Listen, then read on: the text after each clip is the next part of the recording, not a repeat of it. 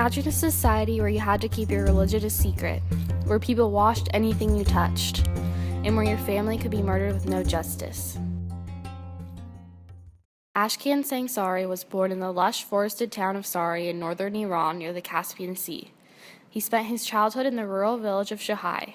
He was a follower of the Baha'i faith.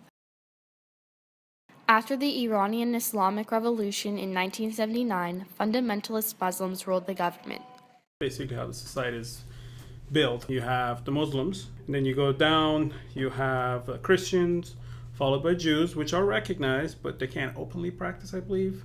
And then you go at the very bottom are dogs, and past dogs are Baha'is, basically. That's where I was. The persecutions against the Baha'i were endless. Ashkan's uncle was killed in a hit and run. The thing was, when he stepped out and he realized this is a small town, everybody knew everybody. It's like, oh, it's just a Baha'i. And that's it. When Ashkan was 16, he moved to the capital of Iran, Tehran, with his brother, sister, and parents due to the rising pressure of being Baha'i in Shahai, and he attended a large all-boys high school. Upon graduating, he had to apply to take a national test that determined his admittance to college. Little did he know, this application would change the course of his life. No matter what kind of application you fill out, there's always the religious questions, and by default, everybody just writes Muslim, right? I was going through the teenage years, just about your guys' age. You have that defiance, you know best.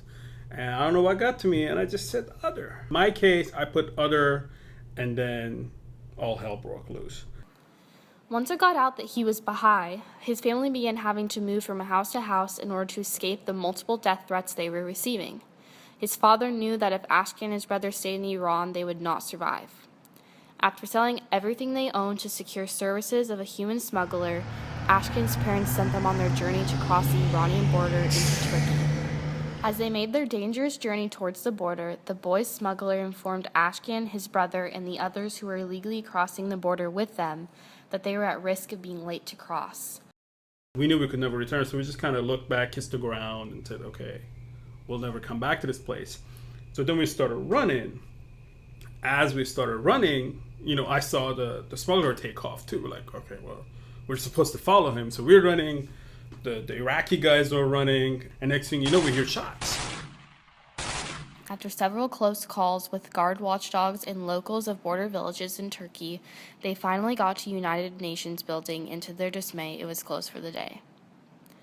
The next 9 months were spent in Van, Turkey. Each day was spent working grueling, labor-intensive small jobs where they were only paid $1 per day. Ashkan and his brother could barely support themselves with this money and spent most of their first nights in gutters. After 9 months of what could only be described as a life-altering experience, the boys finally gained protected refugee status from the United Nations and visas to legally enter the U.S. The boys then flew together to the United States to start their new life. Now when they got to America, well, that's stories for another day.